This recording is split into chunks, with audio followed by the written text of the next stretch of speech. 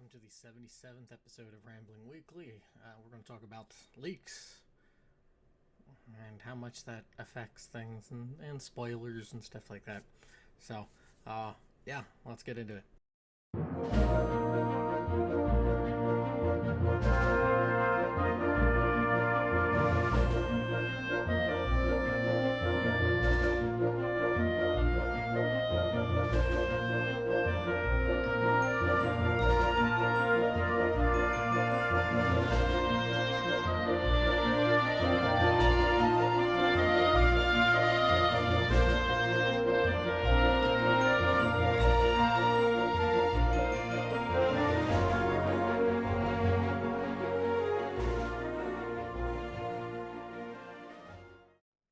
Welcome back. That tune there is To Rise More Than the Wind. That is from Sen 3, or Trails in the Trails of Cold Steel, not Trails in the Sky. Well, a little different. Trails of Cold Steel, the third one. Probably my favorite of the four, because Hajimari is sort of its own thing, even though it's kind of similar to how Trails in the Sky, the third, is sort of its own thing, but still connected to FC and SC. But yeah, no, the third game's probably my favorite, with the fourth one taking a step back, not in the worst way. It's just some of the ways that it resolved itself and went about doing things were just a little but that's okay. Also, it helps that it was such a breath of fresh air, because I really like the first one was okay. I don't like that second one at all. Like I tried to give it a chance, but Cold Steel 2 really soured my interest in wanting to play it. It wasn't until Matt had kind of, he's like, oh, you should at least get through this story arc. And I was like, okay. And 3 really helped to bring it back a bit. It's a little, they still have a really bad habit of making things a little too long-winded and stuff, but it is definitely a nice step forward and step upward from what it had been. I mean, my favorites, Trails of Azure and Trails of Zero to Zero, but the duology and Crossbell. Those two are my favorite. That's my favorite arc. It's just fantastic. I love it. It's great. But I tried to give it a chance. Tried to give Cold Steel a chance, and it wasn't until it took a little bit of a different approach. I like that it was more, I don't really care for Dean's character. Just never really cared for him. I thought Lloyd was cooler. Lloyd is cooler. Lloyd's the guy. But it is nice that they finally fixed all that up and did everything whatnot. I still haven't even touched Kuro no Kiseki. I haven't touched it yet. I haven't gotten anywhere close to him. So, and they've had 2 of those games, and I don't know. I'd like to get him at some point, but I just haven't really been like, yosh. So, but yeah, this is the songs for this episode from the third Cold Steel game. So, how's everybody doing? I hope you're doing well. It's been about a month. Not quite, a few weeks. Each time I would start to try to do it, I was just like, I can't really. Like it had gotten kind of dicey, just from like all the effort and time on my part, and I was like, well, I could allocate some time to work on this, but instead I chose to spend it either editing, which I'm over halfway now. If not, I'm right about halfway, which is nice. I wish I was a lot further, but that's definitely on me for not being a little bit more diligent. So that's I have been working away at that. I've been busy. Work's kind of up and down. Some days I'm there pretty long, and some days it's kind of shorter. But yeah, that been playing a game for review with Sushi, which has eaten some time, and also I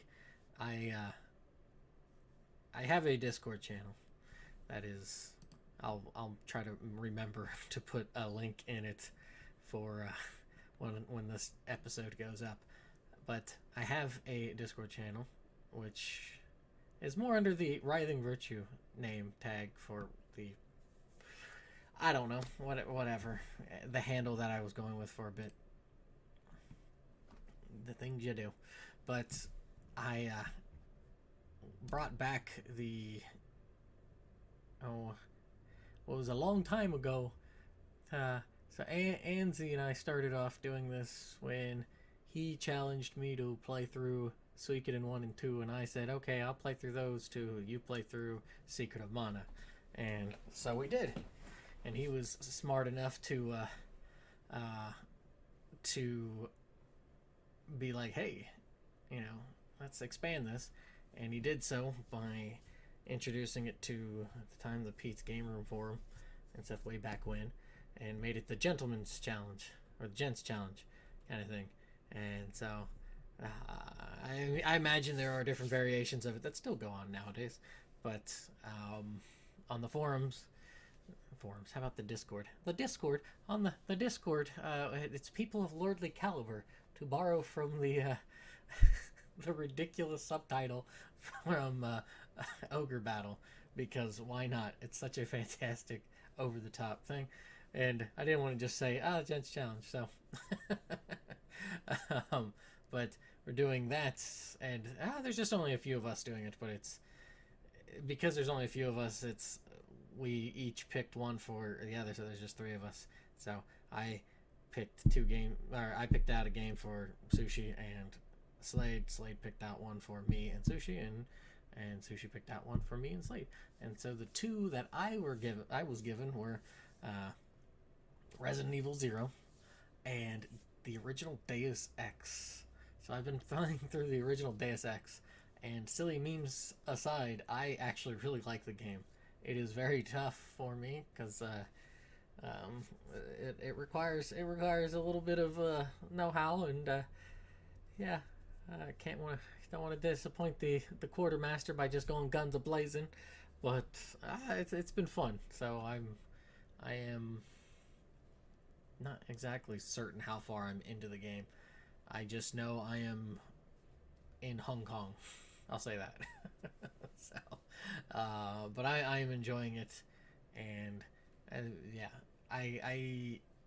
it floors me that game came out in 2001 or something, like 2001. I think it was 2001, and just how much stuff that's got in there. It is wild. It's pretty crazy, but I am enjoying it, and yeah, it is. If you can buy it super cheap off of like GOG or Steam or whatnot. If you haven't played it, I'd say give it a go. And just ignore all the silly meme stuff aside. It's just so. So I've been doing that.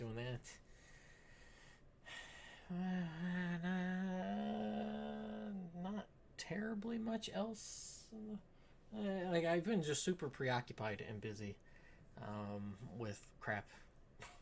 So nothing too exciting and too eventful, or anything else to kind of comment on. Just kind of yeah, really about it. That hasn't been too much else. I don't think I've been playing much else. Even though that's not the thing I need. Yeah, I haven't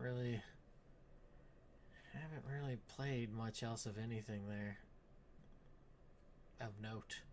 So I'm just kind of getting through. The weather kind of peaked back up there, so it's pretty toasty. So hopefully it'll go away soon, because I'm really looking forward to fall.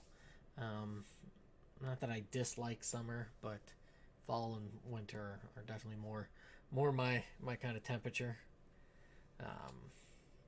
That, and just I like the fall colors and stuff like that. There's always something comfy about it. That's really a whole lot of nothing in 3 weeks. But it's yeah, like I said, I've been if I've had a day off, it's been doing some running. Like I know not this past week, but the week prior, I went and seen my dad, and then I had a lot of stuff I had to do the day I had off before that, and then helping Todd move in and whatnot. It's being uh, being a bit busy. So like I finally had a full day off oh yesterday, and I of course was suffering from a headache and dealing with all sorts of fun stuff. So it is what it is. But yeah, so we're going to take a break and then get into the topic as soon as I can find the thing. Where is this thing at? There it is. Get into the topic and all that sort of fun jazz. And yeah, so stick around.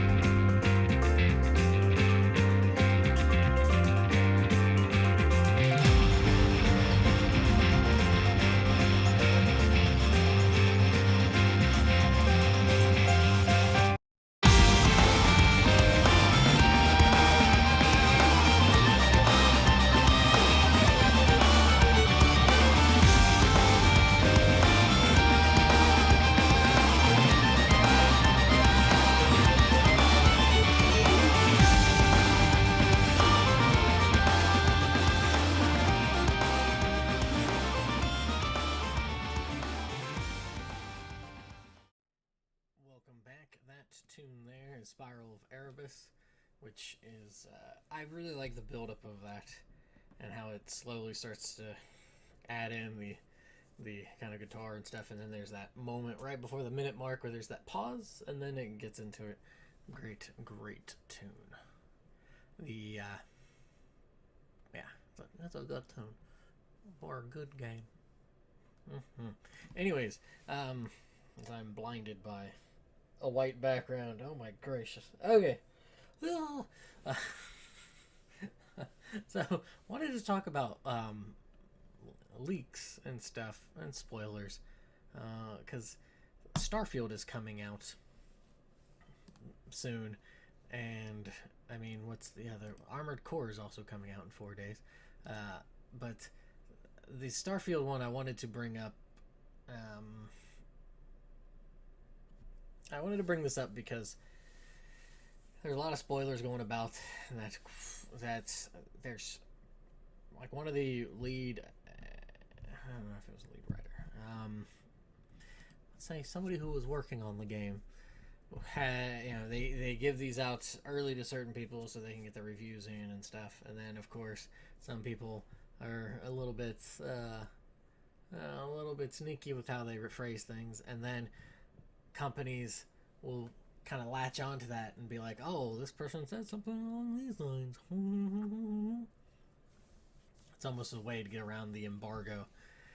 That or that like when a game gets leaked and then the internet has it times beforehand. Oh, I don't remember what was that. There was that one. I think it was an indie game that you're basically a company that makes games, and so you sell it. So it's more on the like the business side of it. But if you pirated the game, there was a thing in there that would basically they would pirate the games in the game to kind of teach a lesson. Those are kind of I like that one. One of the Serious Sams did that as well. I think Serious Sam 3 had some instructable, annoying bug thing flying by you that would just eventually kill you. So, but the leakiness more so. I mean, in the sense of story, because I think it's funny, kind of funny. They I had to bring up two separate articles on this because one is dated for 2015, and the other one is 2019. So the one from 2015 here from LiveScience.com says, "Beware, Star Wars spoilers. Enjoyment suffers when plot revealed." Um, and so this is talking about when The Force Awakens was coming out on Friday, December 18th. That there was potentialities of spoilers going about, and so somebody's like, "Hey, here's here's a science article about that to support your fears of spoilers ruining experience." And so here, this is what this says. It says, a recent study found that spoilers, or giving away key plot details, may not ruin an experience entirely, but can reduce suspense and decrease overall enjoyment. Our study is the first to show that people's widespread beliefs about spoilers being harmful are actually well-founded and not a myth. This is an assistant professor of communication science at VU University Amsterdam in the Netherlands. So basically, they would go. He and his colleagues asked 412 students to read several short stories that they'd never read before. However, with half of them, they would spoil the plot twist, and then the other half would keep quiet. And then they tested it, and they were like, the people who were spoiled still seem to enjoy it more than those others. And they tried to corroborate this with a 2011 study in the journal Psychological Science that research somewhat unexpectedly suggests that people actually enjoy an experience more, at least some of the time, after hearing spoilers. Now this is like, I will say this, I don't really like psychology. I really don't. I don't like these sorts of attempts to try to figure out stuff, because it's, for one, I think it's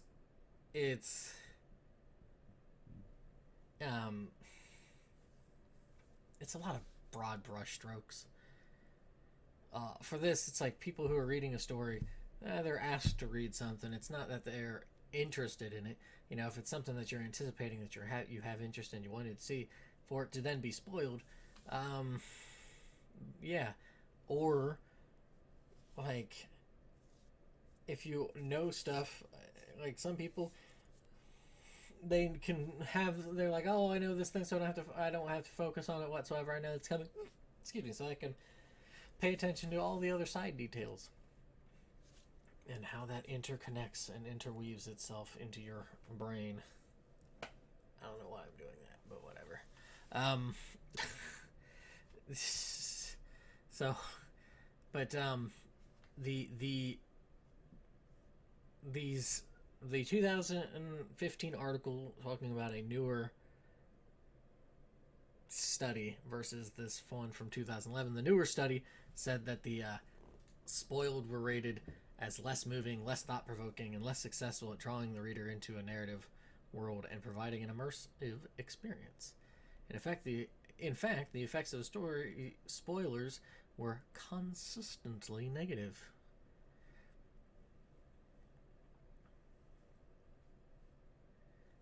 So, yeah. And I also bring this up because then there's another article that is talking about how, it doesn't, like, they're like, oh, it doesn't really affect it at all. It doesn't spoil it. It makes it more enjoyable to some degree. Ha ha ha ha ha ha ha ha. But I don't know. The leaks that have been coming out for Starfield, which is on the tail end of the fervor, and even then, like, it's still kept simmering for Baldur's Gate 3. But you know what? Outside of the ludicrous beer sex same thing that why I it just it's like whatever, not whatever, but why?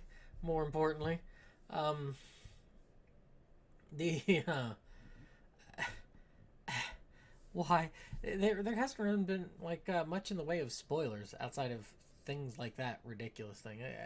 The main story of it, I don't know anything about. I mean, I'm aware of the initial kind of set point of what's going on at the beginning of it, but beyond that, it's been pretty hush hush. Um, as for the things for Starfield, it's kind of like there's this slow, undulating mass that is. Oh, hey, this is there's some things coming out about it and stuff that are totally pointing out what was possible theories or whatnot. Woo. Um, and then of course I think of like the two really big ones for me growing up that were spoilers that were just would would cause trouble. One was the one with Final Fantasy VII, the big twist there. Uh, it's which is not the first time that that's been done in games. Um, there are plenty of them, and plenty that were well old by that point. But FF7 was kind of the bigger deal for people and whatnot. So that's the one that always gets brought up. That and the Harry Potter books. Those had some really big. Don't you dare spoil this, or there will be issues. Um, and I mean that also got exacerbated by the internet, especially with the Harry Potter ones, because by that point a lot more people were online, so spoilers are pretty quick to come out. Um, and I don't. It's almost like taking a sponge and then just squeezing it with all your might to just get as much of the liquid out, and then just kind of throwing the sponge out, and but doing that as fast as possible. It's like get all the information out and then be done with it. It's this very, you know, I talk about like the meat grinder of soldiers for World War I. Like that's a cultural meat grinder that the internet is. It just this mass, this just cancerous growth that just exponentially devours more and more data, but then it doesn't do anything with it. It just kind of like, oh, there's the moment, and then it's gone, and then, you know, as ethereal as that moment is, it's just kind of like, um, and then it also kind of plays into the it's not the destination but the journey kind of thing. And so the destination is the spoiler that happens, and depending on how that journey was made, if you went through all of it and then got to that versus just having that happen. Yeah. Like I know from people who've read, you know, Sudraba, the first book, is that there's almost like with that one, there's almost like an impending sort of thing going on. Like you're just waiting for like when this axe is gonna drop, kind of thing. And it's I don't know. There's certainly there's been a lot to be said about you know you got to have these clever twists. It's got to be unpredictable, but in the same hand, you know you don't want it to be like way off the chain unpredictable. And then you get into like silly humor that just doesn't really resonate with a lot of people, except for out of sight of just being like the spontaneity of it. Like I don't really care for Family Guy's humor, and that was a big thing for a while there, where it was just kind of like aardvarks, and it's just like you know, what no, how does this connect? I don't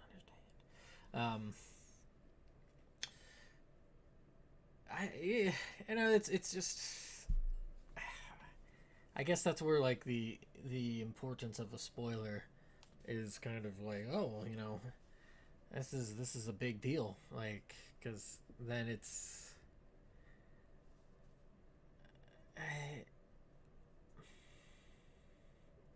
I don't know, for a big while it was almost like the big balloon that once you popped it, it's like, but I don't know if it really has quite the same weight, just because like it does on a personal level. I mean more so in a macro sense, I guess. Like, because you used to have it a lot with sports, right? With way back before the days of being able to access all that sort of information, people were like, "Don't tell me the score of the game is. I'll check it out on the paper." Just in that kind of weird voice too, where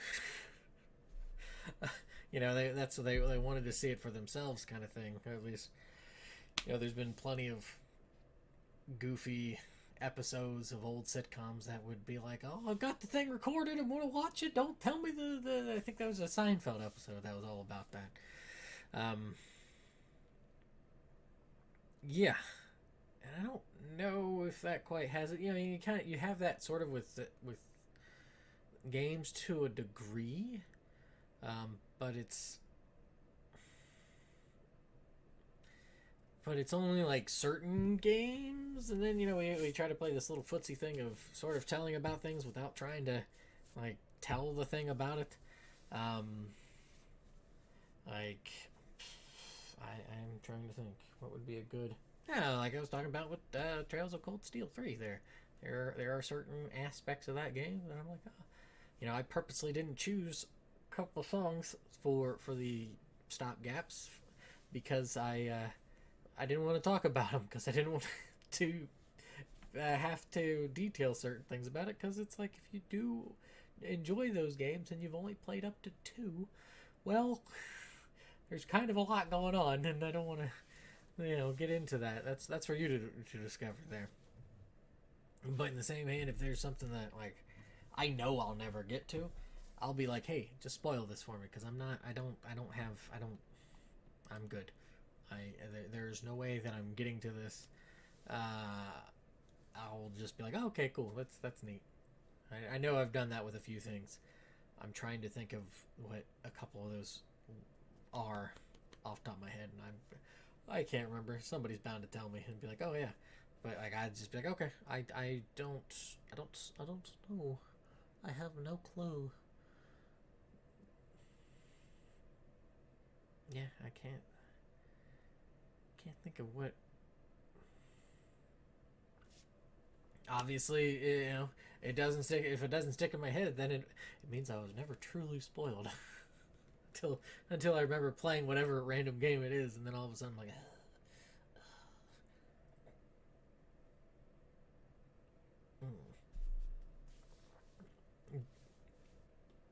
but there was, and it might be this 2011 study. I'm actually going to take a peek at this, or it's not going to show me now because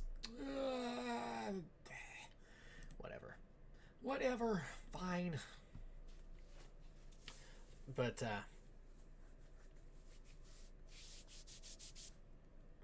yeah, yeah, with the whole spoiler thing and just leaks, it's just and then I think of streams, right? People who stream games and they stream like an indie game to completion or something. Um, that to me is a bit of an interesting thing, because it's in like, okay, well, this person played through it and whatnot. The people watching, how many of those would still buy it even though it's been played through, or mostly played through, versus who may never even heard of it but now have heard of it and might give it a chance, sort of thing. I know that's a little bit different than like spoiling it in a way. I mean, you are getting spoiled on it in certain aspects. Um, yeah, since it has been a long enough time, and the uh, it is early enough in it and whatnot. The Game of Thrones books, TV show and whatnot. The first book, uh, our beloved Ned Stark does not make it very far, and it kind of really solidifies the point of, oh man, good person, not really good at playing the political game, and he loses for it. And then it reinforces this idea that, you know, sometimes the good guy doesn't always win, sort of thing, and that and there, you know, a couple other shocking things in it. Where I think about it, in the grand scheme of what that all presents, how much of a spoiler is that really? Or, you know, you mentioned something like the red wedding and that sort of thing. How does that, if people are aware fully of the details on those sorts of things, does that for somebody who's new, who's only heard that, does that really, if it, because the way that story is built out, right, those are big poignant things, but they're not necessarily, they're almost like rocks in a river that just diverts the water elsewhere, and or maybe it just kind of keeps it funneled into where the story is supposed to go. Never even gotten the sixth book yet, and it has been how long there, Mr. Martin? When did, how long?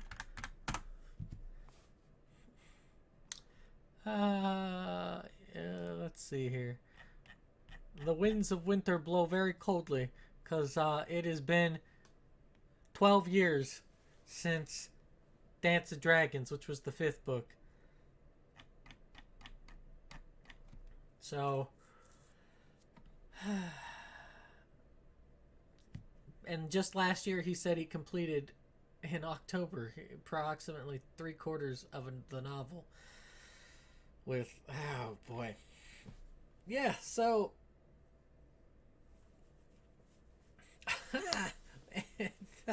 but since there's the TV show, do the books really matter at that point? Like, you know, people who know what happens in that, allegedly the book's gonna kind of tweak things, even though it makes sense where he was going in the book, what happens in the show, because he was more of a originally a sci-fi writer. Like, it's a mess. But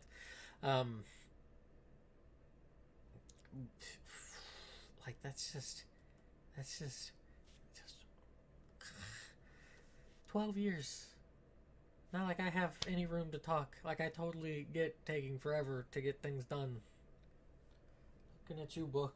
Looking at you. It takes time. I get it. But, man. Gracious. I don't know where I was even going with that.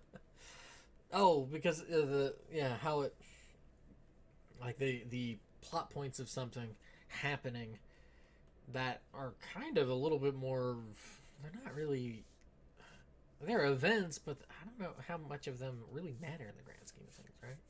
So I guess that's kind of also an important thing when it comes to spoilers. I mean, if all spoilers were bad, it'd be really, that's kind of something that trailers seem to have a hard time with, and maybe they've gotten a little bit better about it, about not, you know, showing their hand in the 2.5 minutes that they have for a trailer, to be like, oh, let's just put all of the exciting moments in the trailer. Probably not the best move to make, as I need to yawn. So, yeah, I don't know. I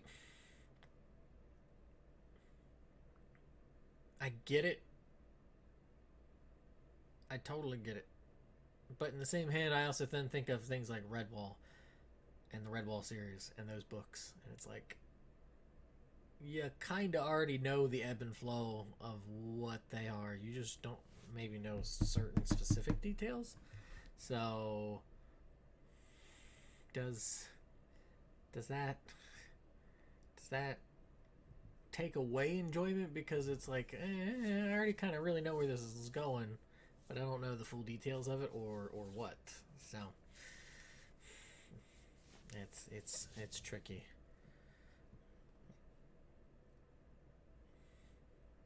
That's all I got. It's tricky. I just I don't know.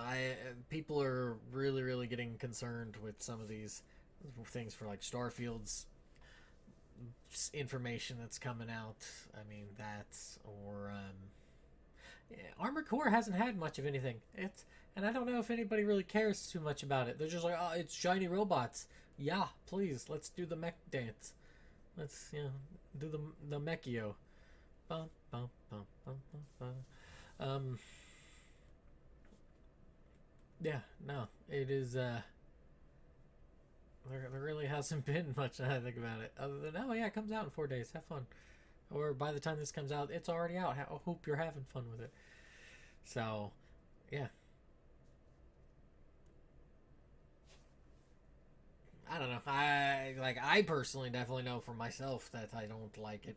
I think about it. The one in particular that makes me really go with the spoilers are not a good idea. Is The Usual Suspects. I really enjoyed that film watching it the first time through. I cannot watch it again without really getting kind of I'm sort of bored. Like my it's just not in. I can't. I just can't. Now, the original Conan the Barbarian film. I know that movie. I can't quote it worth anything because I can't quote much of anything without like reading it and sticking it in my head for a few minutes.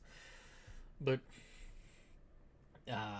I can still enjoy that countless times watching it through. Things like Deadwood or Zulu or some of the James Bond films, but yeah, I guess it is. It is. This is why I think with like psychology, it's like oh okay, like you can't broad brushstroke it to be like oh well totally totes my goats. If you spoil it, it'll be less of an interest. Oh, but if you spoil it, it actually means that there are other ways that you can find interest in it, and it doesn't take away from it. It depends on the person, it depends on the thing, and it depends on how much interest they have in the thing, right? That's it. Overcomplicating it. Said my piece. I've overcomplicated what have now taken 25 minutes. I've just said to you in about 5. Sorry. But yeah, so I'm gonna take a break and then get a quote, and then just be on our merry way. So stick around.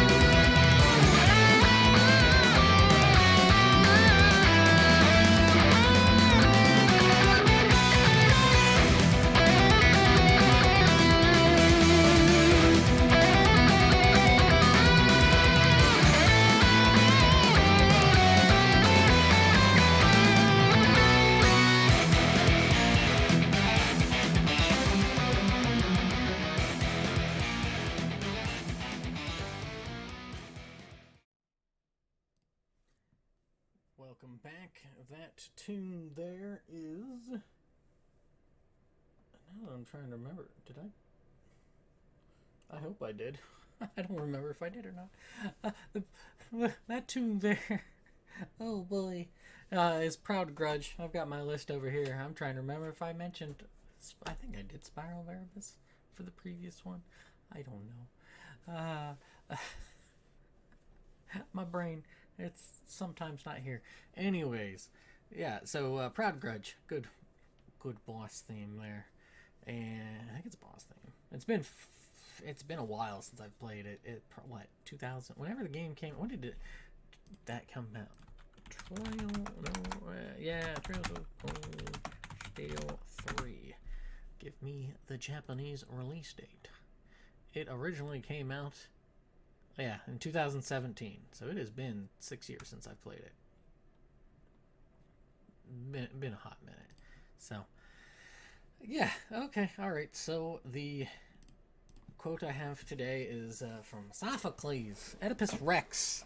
We were get our Oedipus complex phrasing from. But the one of the two quotes from that is this one here. Fear. What has a man to do with fear? Chance rules our lives, and the future is all unknown. Best live as we may, from day to day. So, I like that one. Why fear the unknown? And you can only the chance of the opportunities given before you. That's really all you can do. You can certainly make an effort for the opportunities to fall the way that you want them to, but never be a good idea to fear it, sort of thing.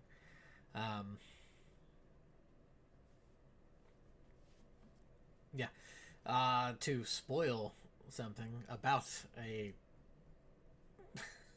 2,000 plus, 2,400-year-old play, the ending is also a really kind of poignant tragedy, as it ends with the Greek maxim that no man should be considered fortunate until he is dead. So the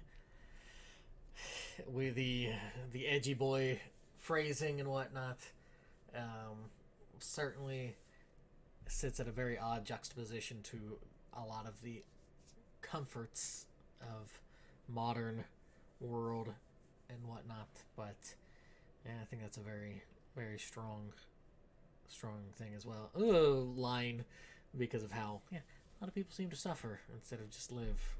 So I guess that's kind of a dark way to spin it, but I've actually there's a line I've got. I don't know what I'm going to use. I don't think I'm going to be using it in this story, but in a different one that I've got a line in particular that I am looking forward to using. That is a kind of along those lines. But yeah, it's an edgy boy McEdgy line, and darn it, I like it. So, that is it from me. I'll get this out of the way now. The outro tune is Brilliant Escape, and I really like it. It is just it's a chase. If I remember correctly, it's like it plays during a chase bit in the game, and it's a nice tune. So that's it from me. Thanks for listening. Apologies for the few weeks of nothing there. Like I said, it was just I did not allocate the time to it, and that's really all there is to it. So thanks for watching. Enjoy your day, weekday, weekend, week, night, everything in between. I'll catch you next week. Knock on wood. Catch you next week, and take it easy. Bye.